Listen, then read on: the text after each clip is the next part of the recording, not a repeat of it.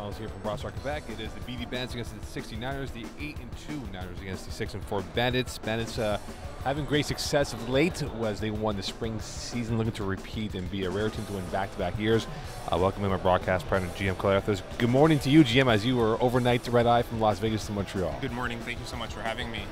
Yeah, it's been a jarring past week, but I'm really glad to be here right now. All right, we look at the Bandits and Niners. The big storyline for the Bandits is that they are undermanned. They are missing Scott McDonnell and Jonathan McQueen. So and Zach Brzezinski as well. And Zach Brzezinski. So that's three men who are out. So how big of a loss is that for the team?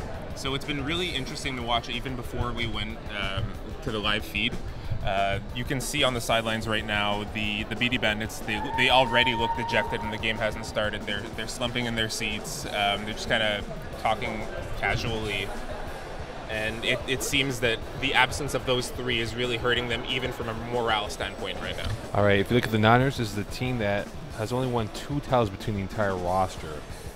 They have knocked on the door multiple times, GM. Is this the year where they could perhaps finally get that elusive trophy as a Niner roster? Yeah, I'd really like to see that as well, because this is a 69ers team that has relatively stayed the same throughout that course. And even those 2 championships were Rico Tolino and Dean Dimitriou on the Warriors, that Warriors team that went 10-0. And they've carried over onto the 69ers team with that experience. And it would be nice to see them have that win as a core. All right, look at Mark Belvedere, a guy who's had a much maligned career, a lot of criticisms up until last spring when he finally won an FBF title as a quarterback. And now here he is again for a final. How important is his role? Because again, an undermanned B.D Bandit team here, does he need to be safe football and not try to do too many risks by going deep, and perhaps forcing turnovers in favor of the Niners? Absolutely agree. I think that it comes down to ball control more than anything else. Really taking his time in the huddle, making sure he's on the same page as his receivers and calling those routes properly. We know that he's at his best when he's dancing in the backfield and creating plays like that. But in a game where they are undermanned like this, he really needs to play ball control and make sure that they have as much time of possession as possible. All right, looking at each team here, who is the one player you're looking at that could have a difference in this game? Steve Sander. Steve has been a beast all year for this team. He's a sure ballot Hall of Fame player whose play speaks for itself on both sides of the ball. I think that the B.D Bandits will need to rely on him, and especially Jordan Allard as well, who's been underutilized on this team up until this moment. I think that he's primed to have a big game with these absences here. Mark is missing his safety valve and Scott McDonnell, so I think that Jordan may come up big in this game as well. All right, we'll see who will come up big, whether it's Jordan Allard, Steve Sander, or others on the Niners. Of course, Dean Dimitriou, a guy who's been a bit banged up, pulled groin that he suffered early in the playoff season here. It feels like, GM, that the Niners have figured out how to utilize others, because in years past, when Dean Dimitriou would be taken out, it would be game over. But this year, they've had other weapons. Rico Tolino on defense. Matt LeBranche as well. Matt has LeBranche really on stepped offense, up. exactly. And even, honestly, I think that Shea Harbor's play on defense, we talk about how strong he is as a quarterback very often, but we don't talk about his defensive ability. And I think that the fact that he creates these key turnovers also motivates his offense and his signal calling in the huddle. So I think that if there's someone on the 69ers who would be primed to have a big game, it would be Shea. We'll see if Shea Harbor will have a prime game on offense as a quarterback and on defense as well. And we look at guys like Cam Turner, who has been the yeoman player, the blue-collar player, the sandpaper of this roster. And, of course, across the field in Team Yellow, Niall Anderson, a guy that could very well have an influence as a pass rusher, if not on defense. Yeah, it's Yeaman. Oh, Yeaman. Yes. Especially with a defense like the B.D Bandits, who will only be 6 on that roster, it's going to be difficult for them. Niall will have to come up big. And even, honestly, for someone who's going to be patrolling the flats, Corey Wolwoski, he has that field vision as a quarterback. I think that Shea may look to pick on him here, but Corey will contain very well on those short flats. All right, handshakes are done, and it'll be first down for the Bandits. So the B.D Bandits will be on the offense for the first time today. Took out Don't Mess with Texas 47-27. They took out the #1 seed Game Changers 28-13 when they scored 28 unanswered points in the second half and beat the Tide in the third at 33-32. And now at quarterback will be Mark Belvedere wearing the number 61 shirt. 38 TDs, 9 INTs, sacked 9 times, has 14 TDs in the playoffs this season, and he'll get things underway here with Corey Wolwoski, the snapper. Niall Anderson will be the wideout to the right. And the whistle's blown in, and the first play of the Division 4A Finals. In 44 minutes and 10 plays from now, we'll find out who will be the champions of this division. Niners looking for their first title, and the Bandits looking to win and go back-to-back years with titles. Belvedere over the middle, picked off, incomplete. It was on line and almost picked off by Shane O'Reilly, who had the beat on Corey Woloski. Yeah, he read that route perfectly. He just sort of slanted right underneath. He had his hands up, and it just seemed to go through the two of them. But difficult. That would have been an early sign that the 69ers would have controlled this game here. The versatility of O'Reilly. He had 4 sacks in the last 4 games, but Dylan Drake is their pass rush specialist. How important will he be, given that Mark Belvedere is a very agile player? Yeah, the second he crosses that line of scrimmage, I think that he should just be like breaking down and keeping Belvedere in front of him, because as Belvedere starts to roll out and really use those sidelines with his feet, he's able to throw just before the line of scrimmage or take off. And he's looking left, pumping, looking over the middle. He will go to Steve Sander, up ahead to the right side, and tackled by Shea Harbour, close enough to a first down as he's brought down by Demetrio and Harbour with 20:55 left here in this first half. Little hard fall there, but I think that this is a name that we're going to be saying often, especially on those routes in the middle of the field. Steve Sander is going to be a big presence who's going to be felt. It appears Sander, who's in the right slot position, will be lined up with Shea Harbour, and that could be the matchup with Dean Demetrio perhaps providing support on a bracket coverage. So let's keep an eye out for that here as we approach 20 minutes left in this opening drive of the 4A final. Jim Clarthus, Mo Khan, as it is Mark Belvedere, third and about a yard and a half. He almost had his first pass picked off, looking to convert and move the sticks on this opening drive. Belvedere looking to the left, pumping, going over the middle. That's caught. First down and more, spin move right away, and flopping his way up ahead into the Niners territory is Steve Sander, his second catch of this drive. Yeah, Sander had Dean Demetrio beat on the route and then on the tackle as well, but didn't manage to stay on his feet and fell down there to end that pass. Sander, 22 catches in the last 5 games, had 6 or more in 4 games this year, had finished off with 45 for the season, 14 touchdowns. So it's almost 1 touchdown catch every 3 receptions. And it's now 1st and 10, inside 20 to go here in this first half. Just inside the Niners territory. Base formation with Jordan Allard, the left slot back. Belvedere looking towards the left, pumping, going to the left corner. He has Allard open, over Tolino. Great job by Tolino, poked up, incomplete. And right there, just at the nick of time, was Steve Galletti, who could have had that, but incomplete, and Rico Tolino showing why he's one of the best players in his division. Yeah, so that play wasn't immediately over, and good on Steve Galletti for really trying to corral that in, unsuccessfully, of course. But that looked like it was back-to-back-to-back corner routes for Jordan Allard, so I think that there was something that earlier that he was looking at, but the 69ers defense eventually adjusted to it. 19-13 left here. It'll be 2nd and 10. As we see Mark Belvedere, we talk about him trying to stretch the defense for the Niners. He did test them, and the team in red came through on that drive. Cam Toner playing the middle linebacker position. Dylan Drake, the left rusher, looking towards the left is Belvedere. Over the middle, caught by Wawolowski, 7 yards or more, backing his way up ahead, and he's tackled by Tolino, and that will be short. It'll be 3rd and a nose, another 3rd down for the Bandits. Great strong hands there by Corey. Mark Belvedere dropping back there a little bit, thinking he might take off, but finding Corey in the middle of the field there. Great sure-handed catch, especially in a 3rd and 1 instance like this, and they're outside the red zone. Look for Mark Belvedere to roll out on this play. Wawolowski's 17 catches coming into this game in the last 3 games, so he's been the safety valve for Belvedere on this playoff drive. It'll be 3rd and a nose, 18:21 left here. Rolling to the left, short cut, and that is completed right over Shea Harbour, who gets the flag, his second tackle of this drive with 18:10 left.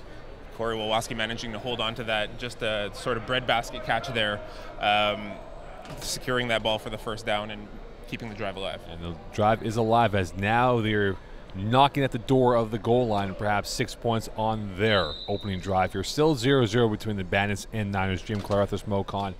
17:51 left, and it has been a good start for Mark Belvedere.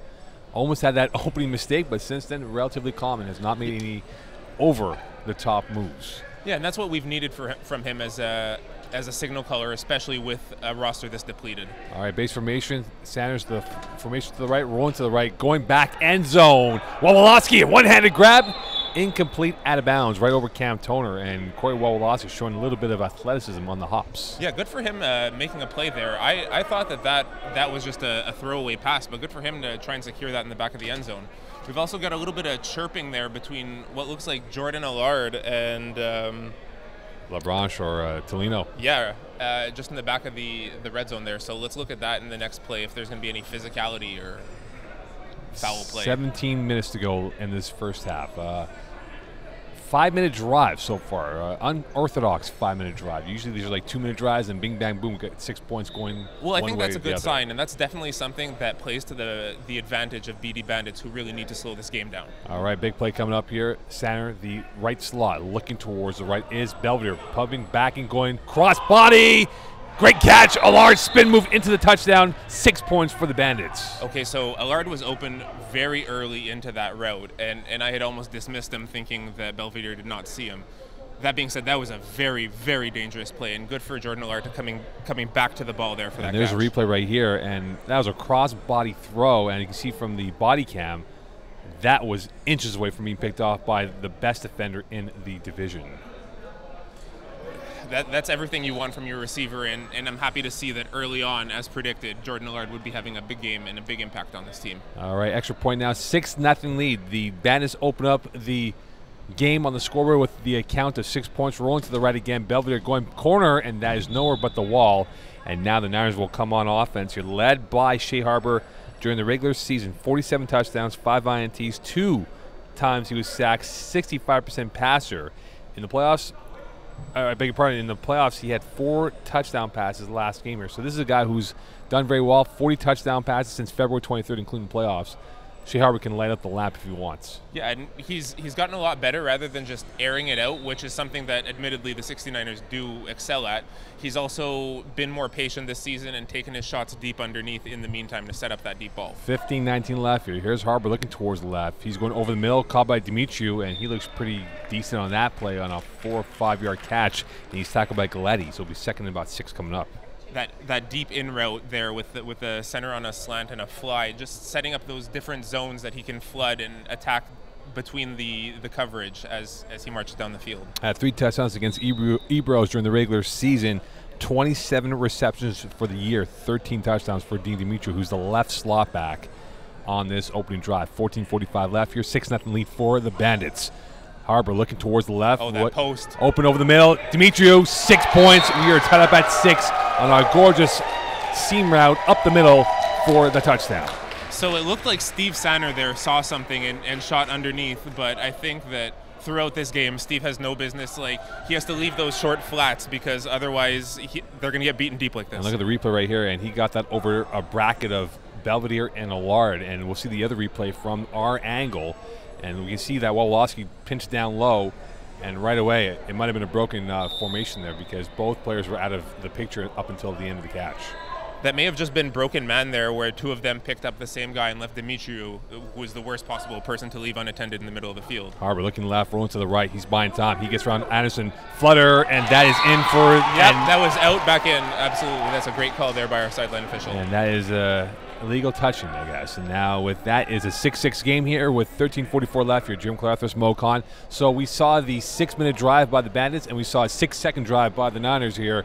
Do the Bandits have to continue on with the grinding of the clock and really minimize possession? Without a doubt. You can attribute that last TD to broken coverage, which admittedly the 69ers still excel on that deep ball, as we mentioned, but Belvedere has to do the same thing very patiently, take his time in the huddle, call those routes, really understand where everyone's going to be, and move the clock. All right, and we'll see if he can dissect this Niner team who only gave up during the regular season 199 points.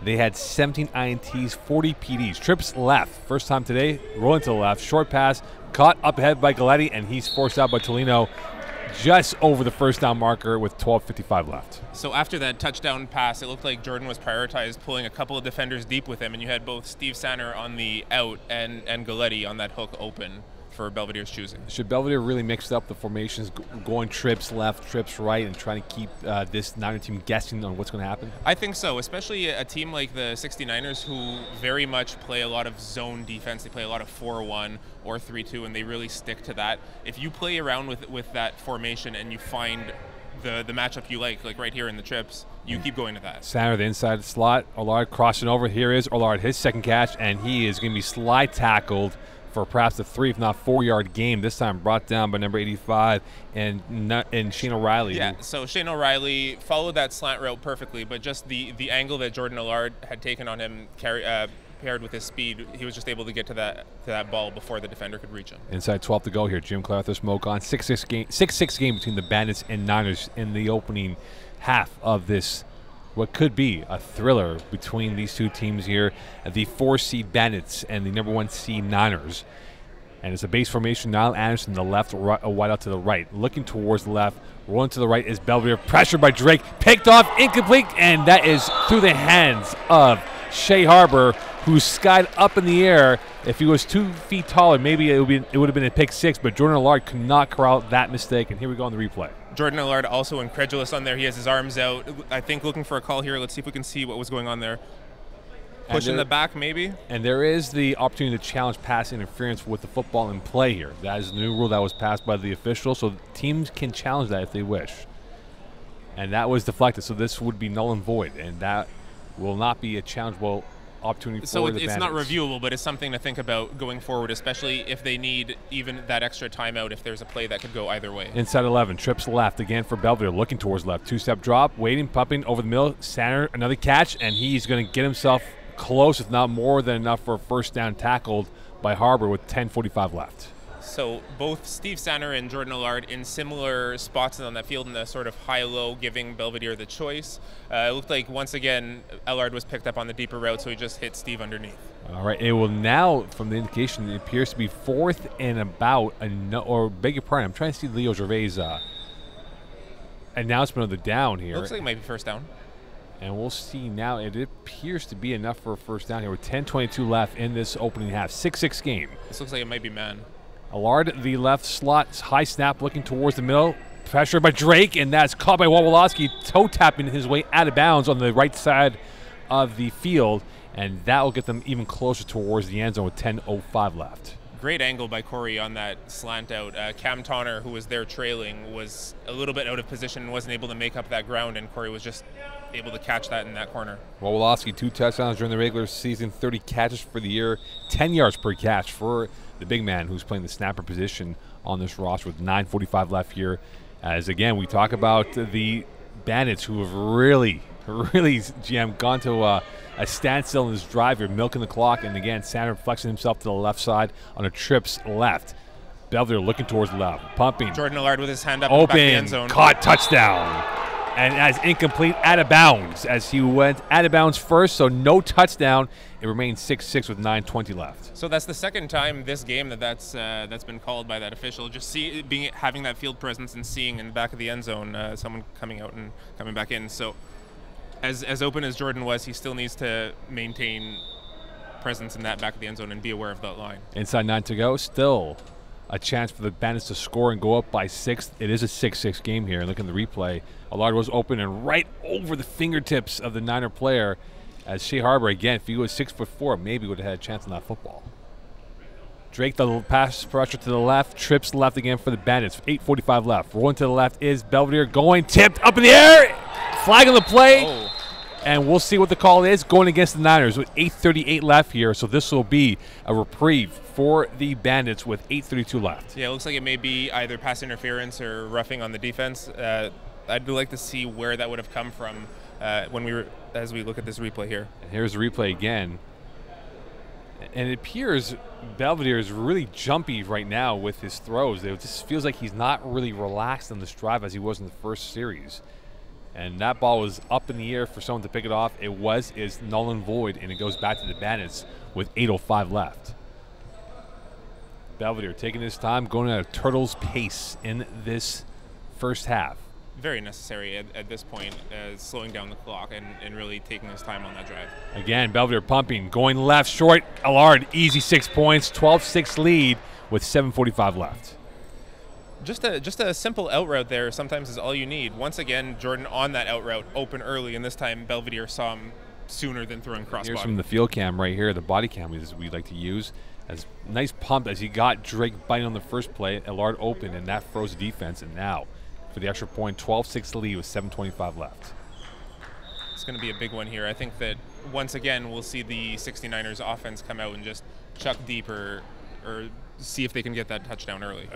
My math is terrible, GM, but it appears that the Bandits have had the football for at least 13 of the 15 minutes of this opening half. I think you'd probably be great play there by Dean Dimitriou on an almost sure catch by Corey Wolowski there, closing that window very quickly. So right now it has gone to plan for the Bandits as they are looking to survive and move on here in this first half.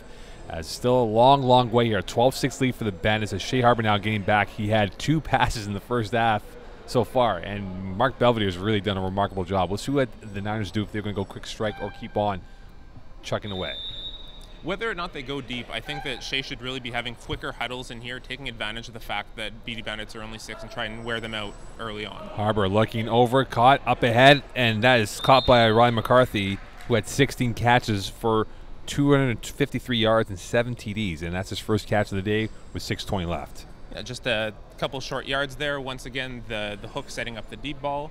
I think that 69ers need to hurry it up a little bit more, considering just how not dejected, but tired the BD Bandits are after that drive. You can see now Anderson huffing and puffing out there, both hands on his knees. And for McCarthy, he missed 4 games during the regular season. With inside 6 to go, a 6-point lead for the Bandits. Pumping left, going short. Borghese as Wolowski right there, and that is very close to a first down with 5:50 left here. And they will move the beanbags up ahead, and that should be marked off as the first down, which is indeed here, Jim. Yeah. Borghese on that out, and he had McCarthy as well on that same hook in the middle of the field. And now it appears there'll be a stoppage in play here with 5:31 left, as the referees will converse to get the exact distance here, as Andy, the referee on the sideline, did not indicate first down, but then the bag was picked up. The bag was picked up, and now it will be marked off as a first down with 5:31 left here. So the clock will keep on rolling as we are going here in this first half. Fast moving for the Bandits as they have controlled tempo, and they're up by 6 late in this first half. So I can definitely see on this play, once again, hitting the short, maybe to Shea's left with either the center on that same slant or even Dean on a quick out.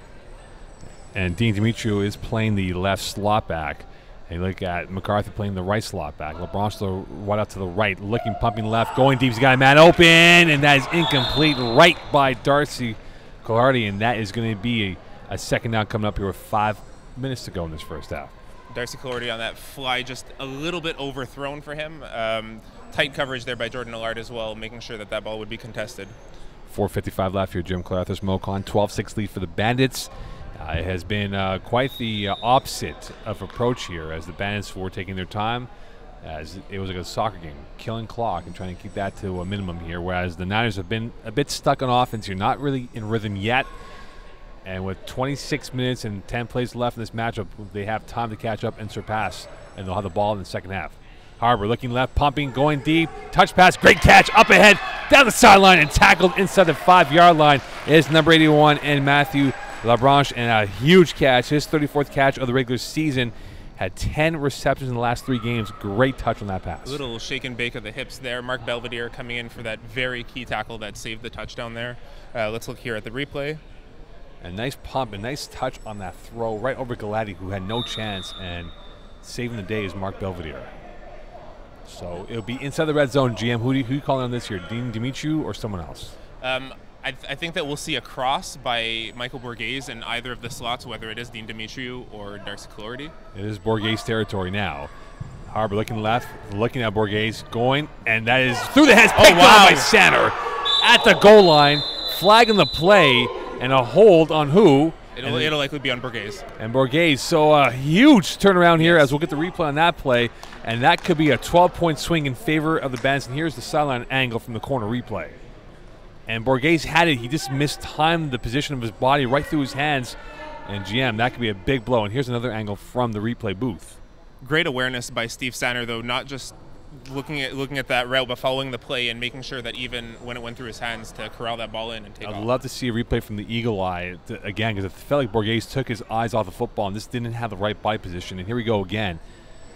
Great time, and then right there, is he let it go off his chest, Jim, and that is a cardinal sin as a receiver in tackle football. And Steve Sander once again coming up with a big play for the Bandits. And with that hold as well, the interception that would have put them on their own 1 yard line has them now safely out of the end zone. Sander had 5 INTs during the regular season. Trips left, 2:38 left. This would be a huge points for the Bandits if they get it. Short play, and a fastball. Too much on that for Galletti. And right there in the vicinity was Shane O'Reilly. And that could have been a pick 6, but it's not the case to be. Yeah, Shane O'Reilly read that ball really well, and I think that if it were a little bit more on target, Shane would have had a better chance at really corralling that ball in and intercepting it. 2:18 left, a 12-6 lead. And right now the big story is Steve Sander with a huge play, Jordan Allard with 2 touchdowns. And it felt like pregame that the Bandits looked like they were the dejected team with 6 guys, and the Niners looked like they were relaxed, ready to go. But now it's the reverse, I beg your pardon. Yeah. With the Bandits looking like they're more relaxed and in swing than what the Niners are. It's nice to see this momentum really carrying them, and they're taking advantage there. Jordan Allard on that corner post. Got him, and a pick play by Tolino in the end zone, and they will get the ball back with 1:45 left. Do you call timeout to preserve the time and plays here? I don't think so at this point. Once again, you're ahead with the ball right now, without the ball. So just see if you can get a turnover and kill as much clock as possible. And a huge play by Rico Tolino as he comes up with the INT. He had 3 during the regular season, had 5 PDs against the Ebros in the playoffs, and in a 3-game streak of INTs, make it 4 in a row now. And with 1:14 left here, Shea Harbor now a reprieve. Can he make up for the mistake? Over the middle, caught, and nice tackle by Sander this time on Riley McCarthy. And with 1:05 left here, this might be pretty much 8 plays, and that's it for the half. Yeah, I think that the 69ers can control the ball with enough time to really they would have enough time to score and prevent the BD Bandits from getting the ball back in this half. All right, 51 seconds left before 5 plays. Jim Clarethus Mocon, 12-6 lead, a very low-scoring game. For those who are in the Vegas odds industry, and you coming back from Vegas, I hope you took the under in this game. The under, yeah, absolutely. Mark Belvedere taking that game plan exactly. Harbor right around Anderson, short pass, and that might be a legal catch, and it will be confirmed as a 3rd down coming up here with 25 ticks before 5 plays. So being out of bounds in the back of the end zone is one thing, but he clearly was out of bounds there, just kind of standing with his arms out. It was sort of like he was trying to hop himself back in and make sure no one saw that he went out of bounds. Not many people have the GM Clarethus' feet along the sidelines to make that catch. I love running those 2 3-yard hooks. Timeout call. 13.7 left here in this Division 4A final. Jim Clarethus Mohicans reset the game here. 12-6 lead, and it has been a game where we said before moments ago that we thought that the confidence was aligned with the team in yellow, but now the hammer back in the hands of the Niners, and they could score here, GM. And if they do prevent the Bandits from scoring before half, they get the ball back and a chance to go up in the early part of the second half. Using one of those timeouts may hurt them in the long run, but this is where you see the fatigue of the BD Bandits coming into play, only playing as 6 players right there. And we'll see if they're going to have their hands around their waist if that is the case. Harbor trying to catch them off kilter, and that's caught, bumped up in the air, and right away down the sideline they go and pushed out of bounds. This is Mark Belvedere against McCarthy as he almost had that ball slip out of his hands, but he turns that into a huge gain with 5 plays left. So they ran the hurry up, and then you see on the pump fake there, Shea Harbor looking to go down the sidelines to Darcy Cloherty on that fly instead of just taking that hook underneath. Luckily for him, though, McCarthy was able to get a lot of yards after completion. The sense I'm seeing here, Jim, as a pattern for Shea Harbor's offense, he's picking on Steve Galletti on the short side to his right. And Galletti has given up a couple plays, unfortunately, over his head on that nice catch and that play right now. Do you think that will be a factor in the second half? It may very well be, especially with the tiredness setting in. So this is something that will only get worse before it gets better. All right, and it is now 1st and 10. They can still get a first down here with 5 plays left. Harbor looking left, going short. Borghese with the catch, and Wawolowski with the tackle. And he's this time more sure-handed than he was on the last series. So 5 plays remaining. Just great route, great hands by Michael Borghese, and this is a great position to be in for Shea Harbor, 2nd down with 5 plays remaining.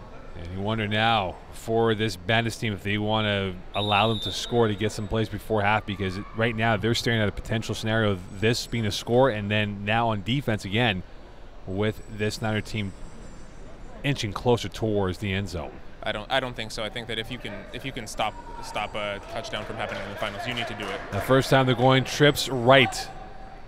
Harbor looking left, pumping towards the right, going short end zone through the hands of Clardy, and that is going to be another third down opportunity coming up here for the Niners with 4 plays left now. I think Shea Harbor calling that trips formation, thinking he'd be able to catch the B.D Bandits off rhythm, and instead the B.D Bandits played that trips offense very, very well with coverage across the board. And you wonder, this being a warm day, Jim, the first warm day, if that might be a factor here with the football being a little bit slippery for some of these guys here with the humidity. Kind of not to the point of July weather here, but it does pick up a little bit in this warm complex. It's more moist than usual. Exactly. So you wonder maybe the ball could be a little bit wet. And we'll see now for Harbor if he can keep a dry hand and get that 6 points. Rolling towards his right. Anderson pursuing. Short play. Caught. Touchdown.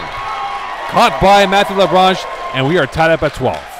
Looked like Niall Anderson was just like that half step away from getting that sack. Instead, that's a huge, huge play. Here's a replay from the sideline angle. And Harbor just waited to the last second. And you see if Anderson had one more inch on his arms, he may have had the sack on that play. And great body bounce by Harbor to keep himself alive and keep that ball in for the 6 points. This is going to be a key extra point convert here. And this will be a key 3 plays coming up here for the Bandits because they know very well they could be tied at half or they can have a lead at half. And now Harbor rolling to the right, going, no look, tipped out of bounds by Belvedere. So now with, I believe, 2 plays left. Is it 2 or 3 plays left? Your production team will get out. 3 plays left here. Thank you very much, Eagle. They still have a chance to get themselves a lead before half. I think that a better convert play call than just sort of rolling a no-look past the back of the end zone should be warranted for a game like this that's currently tied right now. And we'll see now if they can get themselves. They had momentum. They were in complete control after the center INT, but then Belvedere went deep for the jugular kill shot in the first half, and he was picked off by Tolino. And now the Niners sensing blood in the water for this first half to get the momentum in their favor, as Wawolowski now will look to get this ball in clean to Belvedere with 3 plays left. Will they matriculate the ball or will they try to go deep? Here is Belvedere looking towards the left, waiting, looking to cock and lock, and he throws. That's up in the air, and that's deflected, intended for Wawolowski as he goes down hard as Dimitriou and a demolition derby of bodies with Cam Torner involved as well, as all of the guys on the turf are slow to get up here, and it appears Toner is going to be slow to get up as is Corey. And that's hard, especially considering he's their snapper as well. And it appears Wawolowski might be bleeding from the looks of it. And there could be blood dripping here. And Toner as well is slow to get up. So this is an awful situation for both teams. I think Corey may indeed be bleeding. They've got that towel on him right now and they're holding it down. And if he goes out here, GM, I see no one to my left on that bench ready to come in to sub in. Yeah, there's no one to sub in. I think it'll have to be Steve Stanner who snaps at that point. But this is not good for the B.D Bandits. And I feel for Corey as well. Yeah, that's not good for them at all. And we'll see now what will be the situation for Wawolowski if he's going to be able to go. And with this being a 12-12 game here, and they're going to call the half. So they will buy themselves time, go into the break, 12-12. We are back to square one. And for the storyline right now for the Bandits, they were down 3 men coming into this game. It might be 4 if Wawolowski cannot play with a bleeding nose, and it appears he's not looking good from our vantage points. Yeah, this is not how you want to go into the second half of your championship run.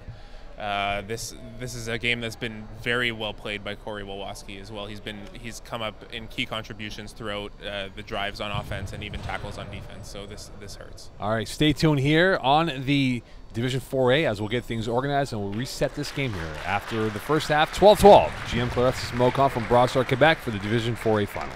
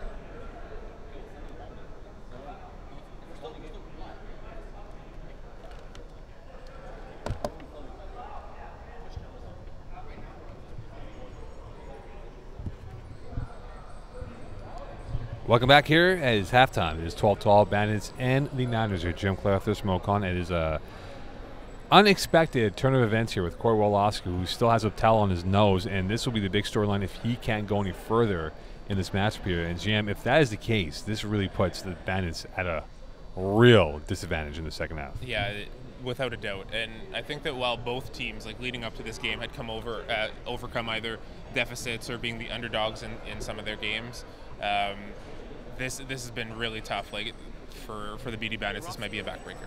All right, so what is the key now for the Niners? They'll get the ball to start off the second half. What do they have to do to get the lead and really get in rhythm? Because it felt like, Jim, they weren't in rhythm in the first half on offense. So I think that seeing the BD Bandits pregame look a little bit let down and dejected kind of played a little bit to the comfort of the 69ers, and they weren't as mentally in it as they should have been.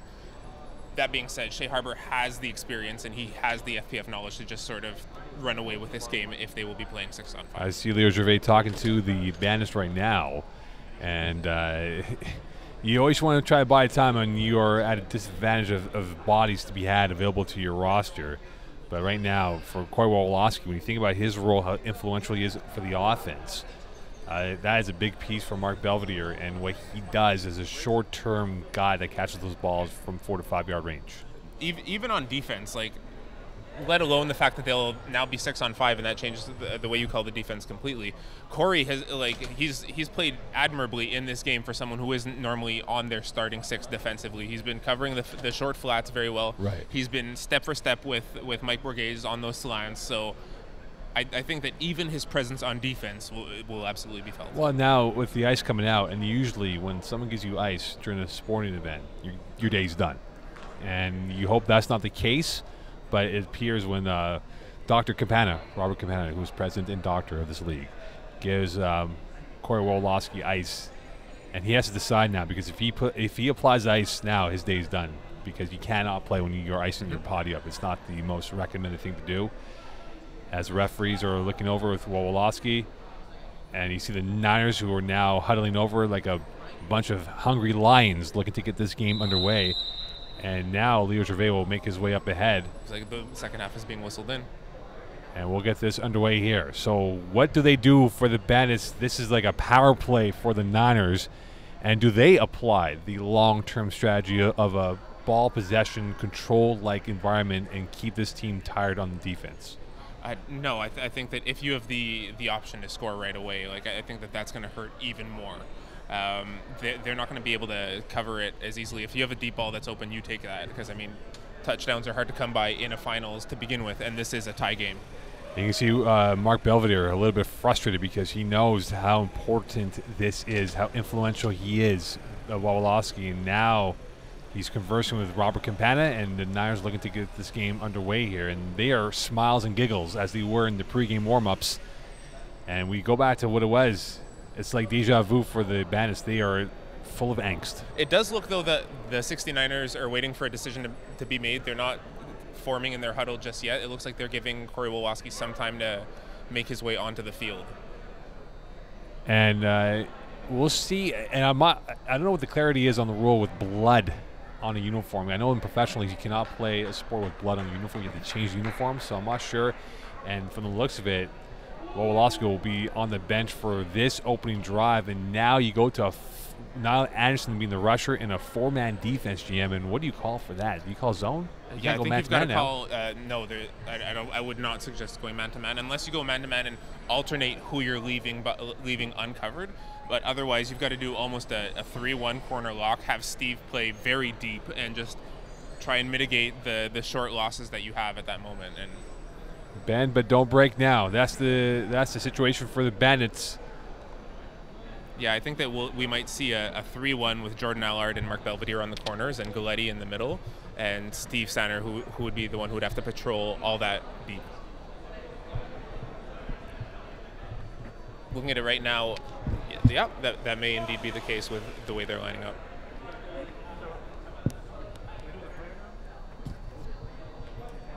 And we're underway here as we get ready for the second half. And Jim Clare with the smoke on as the second half underway. And here is the first play, 5-man Bandit defense. Short pass, Borghese up ahead, Santa right there, and no flag, and they thought it was a flag guard. It will be more than enough for a first down, and a good start for the Niners on that first play. Yeah, this is really starting off on the right foot. That's a great catch, and yards after the catch as well to get that first down and really move the chains. And so they go Borghese, and you feel like it's like a boxing match. They're going to go body blow, and just set up for the knockout punch, and that can come on this drive right now if they get this touchdown on this opening series. Very much so. There's a lot of room for error here for the B.D Bandits, and they really need to play perfect. And one false step will be a backbreaker for them. And now, could this step come now for the Niners? Over the middle, open, touchdown! Riley McCarthy, his 4th catch of the day, and Sanner arms up in the air, incensed by what happened right there, and there's nothing that you can do when you're a 5-man defense. Yeah. Once again, though, that post route open when you see Steve Sanner undercutting something underneath rather than patrolling the deep. And now it is the Bandits who look like they're discombobulated, and the Niners looking like blood is in the water for them to seize this momentum and kill off this Bandit team. They did march the field earlier on in the first half, only to turn it over right on the goal line. So B.D Bandits still have a chance here. Still a chance. 1-score lead. Looking to go up 7. No-look pass through the hands. Incomplete as Galletti right there, as Borghese could not get that. And we're looking at Corey Wawolowski, and it appears he is not moving from the bench, and it is going to be a 5-man offense. So now if you're the Niner defense, what do you do? Do you dare to go double rush? Do you go man-to-man? Do you go zone man? What's the call here, GM? I don't think going with a double rush is necessary at this point, considering you would be taking another possible defender out of coverage. And I think Mark Belvedere has already turned the ball over once. You want to put adequate pressure on him, and Dylan Drake is a good enough rusher that they can stick with a 1-man rush and try and go for that interception. And let's not forget, Wawolowski is also the snapper, so it's a 2-for-1 role here. And now Jordan Allard will have to be the snapper. Doubles on the left of Belvedere, center the single to the right. Slow snap, rolling to the right. Pressure from Drake over. Santa, great catch, 2 feet in. Completed, first down and more. Big catch for Steve Santa to alleviate the pressure on the team. Yeah, that's coming up big for his team right here. That's something that you really want from a player like Santa, to come up with a catch like that and to make sure his feet are in bounds. It's just like a airmail perfectly dropped into the hands of Steve Santa on that play. Yeah, it looked like there was a jumble of defenders there, and yet Mark Belvedere was able to put just the right amount of touch on it to put it where only Steve could catch it. Jumble. Very nice word there. Thank you. Very nice word over there. 18:35 left here. Is a jumble of time left in this matchup here. Here's Belvedere looking left, pumping, trying to pivot, going right. Pressure, Drake sack, devouring Belvedere for a big loss with 18:24 left. Look, that's smart of Mark Belvedere not to chuck it up, though, because everyone in that instance was covered, and you don't want to have a key interception thrown there. So at least taking the sack is better than turning the ball over, but great rush by Dylan Drake. And that is the one thing they cannot do, going backwards with only a pretty much 4-man receiving core with 18 to go in this second half. Jim Clarethra smoke on. It is a game that has really swung in favor of the Niners in the last, say, 10 minutes of game action, with the touchdown and, of course, the injury to Corey Wawolowski, which could very well be a long-term factor of nothing for the Bandits in terms of what they want to be. And now they'll keep with the same formation with 2 to the left of Belvedere, 1 to the right. That's Sanner looking towards the left, trying to pivot to the right. He gets around Drake, avoids him, and he will go, and he is sacked for a 1-yard loss. Great pursuit by Drake. Love to see a replay on that and how the angle was. And here it is right here. Great pursuit, back-to-back sacks, but Drake is slow to get up. It looks like he might be hurt there. That hurts after what a great dive on that play. Yeah, it looks like he might have landed on an elbow or maybe an elbow to the rib or something. And if that's the case, they will go with Riley McCarthy as the pass rusher from the indication. If not, it could be, I beg your pardon, Shane O'Reilly. My beg your pardon, Shane O'Reilly will be the pass rusher, number 85. He had 4 sacks in the last 4 games. So they have depth. Yes. They do have depth. He has great undercutting speed as well. We saw on those slants. So if there's any quick hits to the center, he'll be able to make a play on that as well. But Mark Belvedere really needs to at least cut the field in half right here. So O'Reilly will be the rusher. He's going to be on the left side of the Niner formation. And Harvard trying to call out the last-second instructions here. A bit of confusion for the Niners as they get things recalibrated. Center the right wideout. He's all by himself. Can O'Reilly make an influence on the pass rush? Here he comes. Belvedere in his end zone, 3 yards, going over in a one-hopper. And now this is the time of game where the Mark Belvedere that no one wants to see is starting to peer up because of the pressure on his shoulders to get this team back on track. And they've punted. That's the right call to make. Unfortunately, with that new rule, though, they will find themselves at the – oh, it is not at the half. It looks like they crossed the 10. No. It looks like they did indeed, and you can see Corey Wolofsky, how frustrated he is. He had his head in the towel before, and now it is an opportunity where they are going to be marked off at midfield for the Niners. So that's the implementation of that new rule. If you're inside your 10 and you punt, it goes to the half. So it's interesting to see it come to play here in the finals. And could this be the knockout blow that puts this game away early in the second half? Harbor looking, going deep down the left sideline, has a man open, and in, and out of bounds, and you wonder if they might challenge that. It appears he may have had 2 feet in. We'll see the replay on that one. We have the angle. Yeah, so that was indeed a very physical play, but that was the difference between a touchdown and not. And here it is. And he has 1 foot in. Yeah, so even without the push that we see here on the monitor, he would have been out of bounds with that catch. Love to see an eagle angle on that one here, the eagle eye, if we can get that one. And here's a replay again.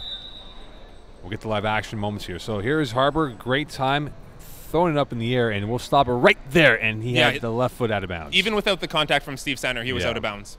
So great call by the referee on that, and it'll be a second down from the lip of the midfield line. Harbor looking towards the left. Short pass, Borghese. He has real estate up ahead down the left sideline, and he's forced out by Sander just shy, if not at the first down marker. It's marked off as a first down with 14:40 left. So that was that post route to Dean Demetriou in the middle of the field with Steve Sander trailing it appropriately. But now that they're only 5 on defense, that slant out by Michael Borghese is going to be open for the rest of the game. And that might be the path to the end zone for the Niners here with 14:22 left. And with Steve Galetti now playing as the inside linebacker, Niall Anderson the left cornerback, Jordan Allard the right cornerback, Steve Sander playing as the right halfback. Harbor looking towards the middle, pumping short, Borghese up, Anderson with the tackle for maybe a 3 if not 4 yard gain. So it's a matter of just taking his time now for Shea Harbor. So I think that this is a good adjustment for the B.D Bandits, putting in Mark Belvedere at rush to switch things up. He's taking different angles to Shea Harbor than Niall Anderson was as well. And you've got Niall who's recharging his batteries a little bit, playing those outside flats. For Shea Harbor, he had his highest quarterback rating of his career at 117.5. However, the other stats, touchdowns were low, passing yards was very low, so he's done well being more efficient with the football in his hands and looking to be very efficient on this drive here. Rolling to the right, buying time. Belvedere tracking him, back in the end zone, touchdown! Riley McCarthy's had a huge game, 24-12. So he was definitely open in the back of that end zone. Later on, flustered initially, Shea Harbor was able to sit in the pocket and find him there for that touchdown. And the fact that Harbor has bought himself time as he's going to the right all the time here, Jim, he has killed the Bandit defense when there were 5 or 6 guys on the field. Yeah, this was an important one for the Bandits to come up with a turnover here, and now the momentum is very much swinging in the way of the 69ers. Inside 13 minutes left in this second half. Harbor looking to put an exclamation point. Nice pivot move against Anderson. Going short. Demetriou, he swung out of bounds, out of play from the lip of the goal line as Steve Sander looking at his lips right now to see if there's any blood. So 24-12, 2-score lead, and now a vital drive coming up here for the Bandits. Yeah, Steve Sander, even on that convert there, like still giving the amount of effort and energy you want from someone leading by example there. B.D Bandits really need to score on this to keep the game alive. Otherwise, I think it'll be that time. It'll be a good night for the Bandits, and they will not be able to keep their streak of winning another title in back-to-back years again. Coming into this game, between the Bandit players, they have 11 titles to their name. As I said to you before, Jim, only 2 to the name of the Niners, and they're looking to add their first title to this season. Trips left, Belvedere looking short, Galetti up ahead, bobble, and Tolino with the tackle for a 5, if not 6 yard gain with 11:52 left. I think that going trips the rest of the way it would probably be the thing I'd advise to do here, rather than putting Steve Sander into 2-on-1 coverage on one side of the field, having to push the 69ers defense over to one side and giving Mark Belvedere the opportunity to run in a lane. If there's one thing the Bandits don't do often, only 5 times they scored 30-plus points. The Niners right now, GM, they have a 7-game streak of 30-plus points. So they're going to have to score 30 to win this game if they're going to get the title. And a quick play up to the left side by Sander, tackled by Toner with 11:20 left. So it looks like in the huddle, Mark Belvedere tossing those beanbags up as well. He's adding the appropriate amount of hustle into this. I think that if they keep going to the trips left, look for Belvedere to roll out to his right in the next few plays. And now we'll see how this will play with 11 to go in this second half. Can they hurry, and get themselves some points to keep themselves within range? They will go trips left, no one to the right of the formation. Belvedere short. Galletti, nice back move up to the left sideline. LeBranche with the tackle with 10:45 left here. And they can score right now before we hit the 10-minute mark. It gives them some sign of life that they can come back in this game. So despite being 5, this is the look right now for the BD Bandits. I think they need to stay in that trips formation and take what that defense keeps giving them. It looks like it's flustering the 69ers a little bit, having to deal with one less receiver and how they're covering that trips. 10:27 left here in this second half. Jim Carruthers, Mo Khan, 24-12 lead for the Niners over the Bandits. As now they go back to trips left. They worked the last few plays. Looking towards left. Going cross body. Nice catch, Sander. Touchdown. Yes. 24-18 with 10-10. So they got the touchdown before the 10-minute mark. Do you decline the extra point to save time here, GM? I think there's enough time left in this game that you want to have that advantage with that extra point if you can get it. Dean Demetriou there just a half step too slow on that play, and Steve Sander just catching it beautifully. So 9:54 left in this second half. Still signs of life for the Bandits if they're going to get back in this ball game. Down by a score of 24-18 with 9:44 left. And they cannot waste many seconds as the clock now the ally of the Niners. High snap, looking towards the left. Belvedere waiting, buying time, backing up, looking back in the end zone. Galletti couldn't get that. Well defended this time by number 81 and Matt LeBranche, and it will be Niner ball with 9:25 left. Yeah, that was a key play there. Steve Sander falling down on that route, and I think that he was Belvedere's first look, and Belvedere still trying to keep that ball alive. Threw it up to Galletti in the back of the end zone, but great play by LeBranche. And it appears a timeout has been called with 9:19 left here, so they'll have to readjust the clock as there is 12 seconds going off, make it 13 seconds left. So if the referee saw it, there should be 9:19 left, not 9:06 left. And this is where taking that timeout early on in the first half is going to hurt BD Bandits because they are now officially out of timeouts. So they can no longer can control the clock unless otherwise. And with this now a 24-18 lead, Bandit team now pretty much on their last fumes, I would think, GM. Do you want to keep possession and really squeeze in like a vice device on them? Providing that they can score on this drive, I think that if the 69ers can burn as much time off the clock as possible and go up 2 scores, that'll be the best way to end the game. But if they look to score too quickly, they're giving the ball back to BD Bandits to narrow that gap sooner. All right, here we go. Demetriou, the left slot back. Harbor looking and surveying, and he's got one less man to worry about in this defense, and he will wait for the whistle, and he gets it underway here. Harbor looking towards the left, waiting, going down short. Borghese, another catch up ahead, and Allard with the tackle with about an 8-yard gain with 9 to go in the second half. So the BD Bandits are going to have to figure out how to deal with that coverage somehow, because that's that same route with Demetriou on the post and the slant out from Borghese. And we talk about Willis Reed in the New York Knicks, Paul Pierce with the 08 Celtics, Corey Woloski back in the game. Could this be a sign of inspiration? Ryan Reed pointing out to him, warns me. He was pointing at something. What? He's like, Corey Woloski's back. I'm like, oh my God, he's back. Look at that. So that's coming up huge for your team. Corey's a warrior, and admiration goes out for that. It is the NHL playoffs, Jim. So there is that sacrifice of the body. And now we'll see if he can be influential. Looking towards the left, over the middle, Borghese caught. That's enough for a first down. He's tackled by Galletti with 8:17 left. Again, no timeouts for the Bandits. And now in full control are the Niners.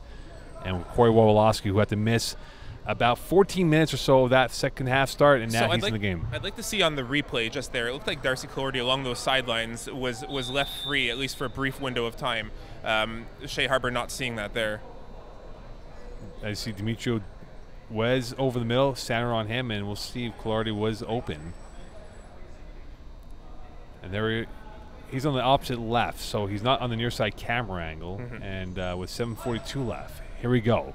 Looking, Harbor, short right, Borghese. And he makes up for that as he makes a one-handed grab off his chest. And he protected the ball, and they keep the ball moving forward.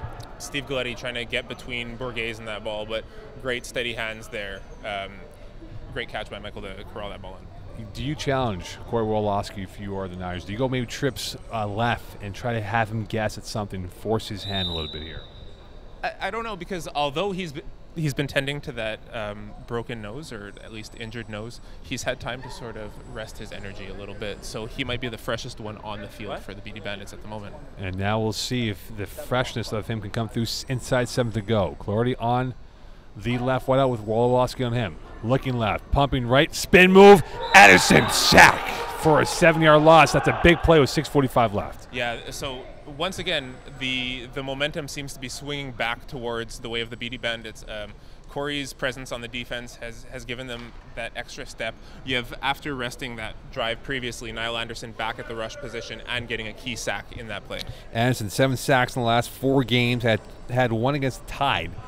And now that was a big one as he puts the Niners in the corner of the boxing ring.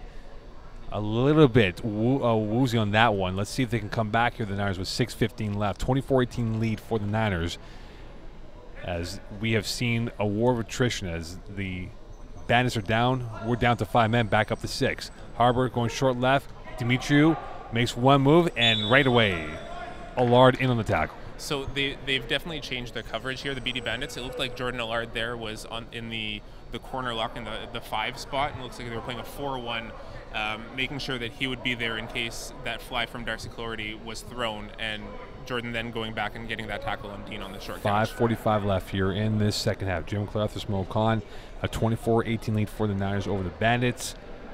Niall Anderson with the big sack, and now can this be the biggest play of the game for either side? A Niner first down will at least kill off another 2 minutes or so of the clock. Here is Harbor looking to do so. Looking over the middle, going down the right side. Open, touchdown Niners. And that giving the dagger in the hearts of the Bandits as Matthew LeBranche with another touchdown, 30-18 with 5:10 left. So last week, Matt LeBranche had 11 catches for 3 touchdowns and completely controlled that game. He wasn't as present in this, but he's come up big in this game, including that touchdown. And again, it appears you can see Steve Sander hands on his head, as it might have been another broken coverage here in the last half of the defense, as the corridor was leaking water. Yeah, the Bandits had it so close there, and were really helping change the tide of this game. But that's a key touchdown that caught there by the 69ers. And now a monumental extra point to perhaps go up. And a short play, Borghese, he's got it. Big points, and now a 31-18 lead.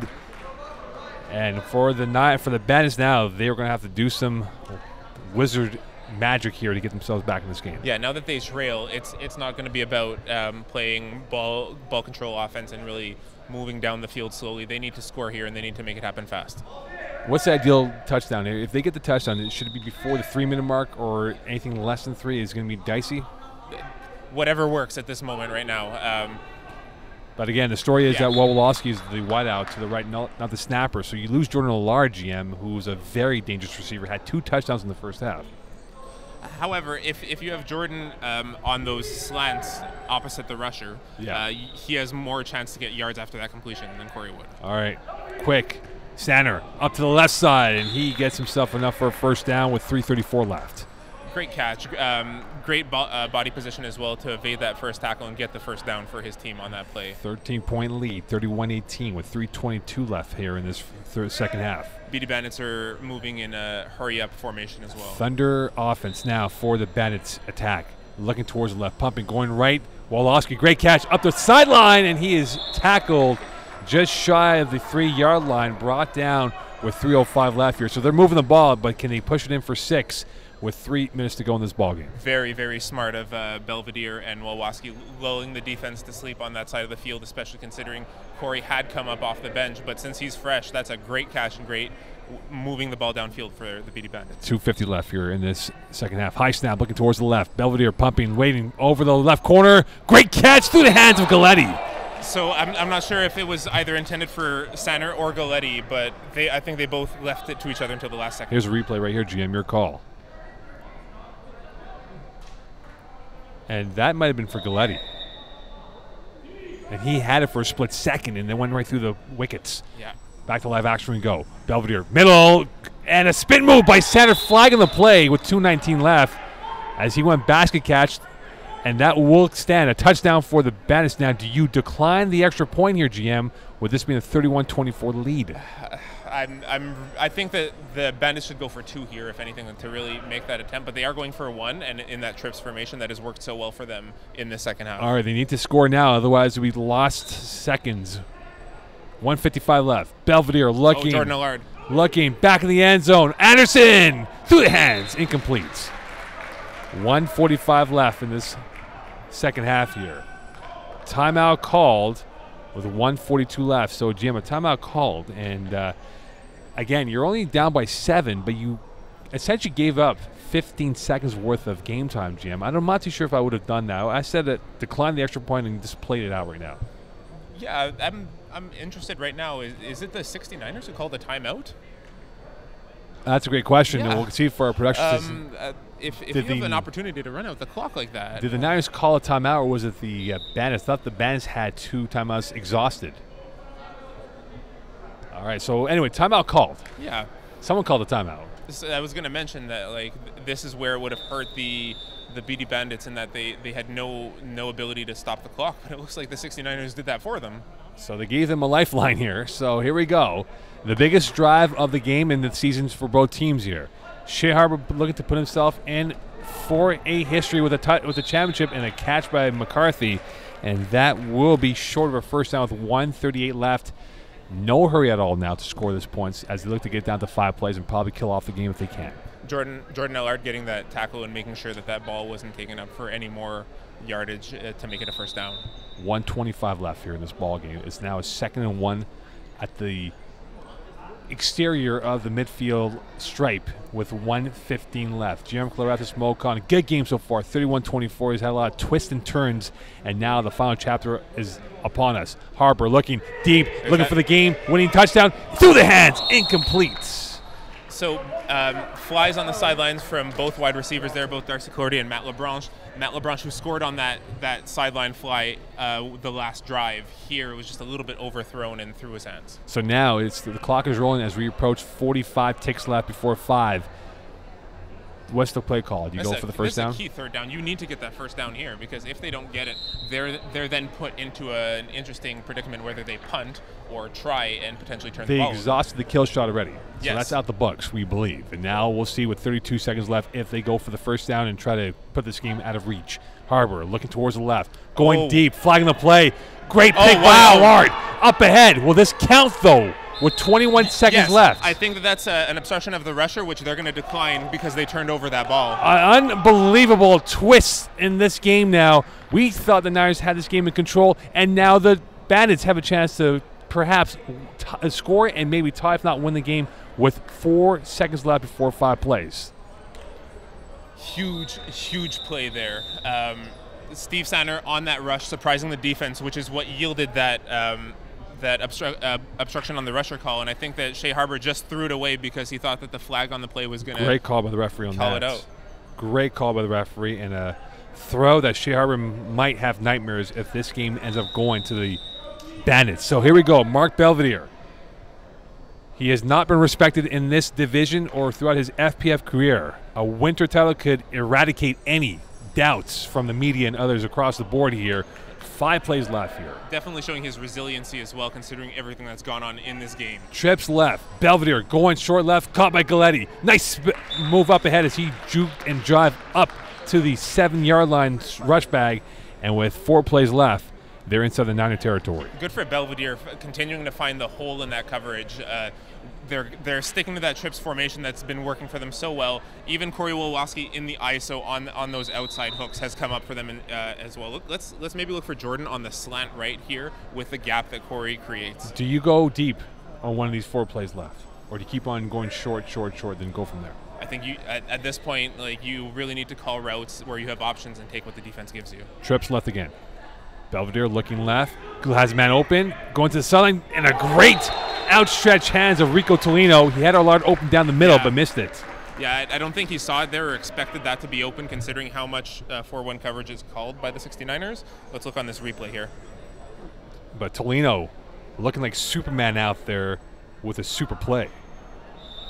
And if we see one more play up the middle, and look at Allard up the middle, and he was lost in translation. No one accounted for him, and he could have been open for the 6th.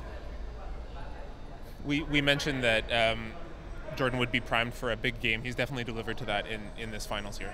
Well, they go to Wawolowski, looking left, short right, caught by Allard, and tackled right away, this time by number 85, and Shane O'Reilly. And I believe now, Jim, we're down to 2 plays, or is it now 3 plays? I think we're at 2 plays here, but it is a first down. So first down, so they will get minimum 2 cracks at the end zone. Now do you test the end zone, or do you go short again, Jim, because you don't have many plays left here? Yeah, I'd like to see maybe in that trips formation, Steve Sanner on the inside receiver running a skinny post, and Jordan running a corner to the right, and seeing what gap that defense would yield. All right, so will this yield for a touchdown? We'll see now.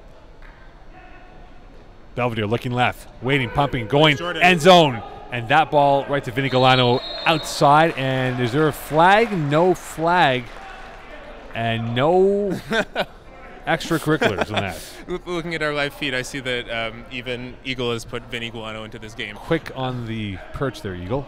On that replay, though, you'll see Jordan Allard on the hook in the middle of the field. If they wanted to cut it in half, was available to him there. And now they really have to go for the kill shot with about 15, 16 yards in order to get that touchdown. Do they have one last kick of the can, the Bandits? Do they have it deep inside of them to have that ambition to get themselves that touchdown? They need not only the touchdown, but then the extra point. If they get the touchdown, you go for 2, GM. You can't go to overtime with what they've gone through so far if they hit the 1-point convert. Wawolowski dropping back right. Second quarterback now in play. Pressure now, Wawolowski. Going end zone. Short. Tipped. Picked up by Demetriou. Oh, there's a flag on the play, though. Oh, it might be for roughing the passer. Oh, that really hurts there. If that's a roughing the passer on Shane O'Reilly, that'll give them another. My question is, it will not be the case, and the Niners win the title. They're your 4A winter champions. Great play there. Unbelievable finish to this game here. As the Niners win 31-24 over the Bandits. GM, what a thriller we had. It had everything you could imagine, a Disney-like movie that did not come to the end for the bench and how they wish it would have been as they lose by 7. Yeah, unfortunately, the clock struck midnight for the Bandits, but great on the 69ers for staying in this game. It was a lot tighter than we thought it would be, but when the 69ers needed to make plays, they made it count. Matt LaBranche with that touchdown on the sidelines there, maybe the difference maker. Do you think he would be the player of the game? I think he would be a strong consideration for player of the game. He had some clutch plays. Borghese had a good second half. Balby had that awful. I mean, he'll admit to it. That was a bad play off his chest. But LaBranche made some big plays as we will send it down to field level in moments now to get the player reaction. Shane, all right. Yeah. So Shane, I present it to you. Congratulations, finishing 4A for 2019.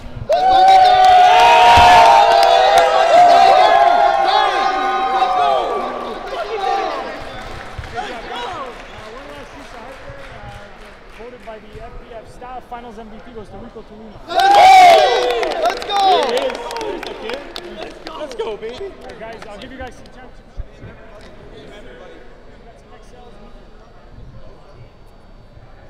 So as they get the T-shirts presented, we'll get the PZ De La Rocca post-game interview. And for the Niners, Jim, a huge sigh of relief because they had that 2-ton gorilla on their shoulders for many years of strong regular seasons, but short in the playoff runs. Yeah, just coming up just that little bit short. So go back live to field level. And you can see the emotions are high. Very high, as Rob Kapan giving instructions on how to keep the upkeep of the trophy in mint condition. And don't drink out of it. They're not clean. A lot of verbal diarrhea in there, let's put it that way. All right, let's go to PC Delarizzi as he will now have the team in hand. And Take it away, Peas. As they'll do the team photo, I beg your pardon. So we'll have to wait moments for Peasy Delabrisi to do that. And always the best photo of any sports team, professional or rec, is the championship photo with the trophy. Yeah, in place. without a doubt. And they're sort of a staple here in FPF as well, like seeing them all at the end of the night with the variety of championships. All right, let's go down to Peasy.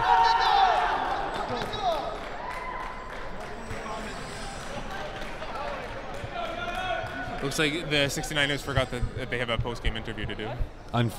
Uncharted territory for them. Here we go. Peasy Delabrisi with Rico Tolino. Take it away, Peas. Who am I talking to? Shouts out to Mo Khan. You're talking to everyone watching the game at home, everyone here Yeah. in the complex. Rico, great game. Congratulations on winning. We saw at some point in the game, they went down to 5 players after Corey Wawalski got hurt. Yeah. Did you think they'd make a comeback and make it a close game at the end? I mean, great team. They got this far for a reason. So they know they're veterans. They know a lot about the game. They made some smart plays, but we made a few more, and that's what we did. You made a hell of a play on the sideline here. What did you see knowing that the game was on the line, and what were you able to read on that play?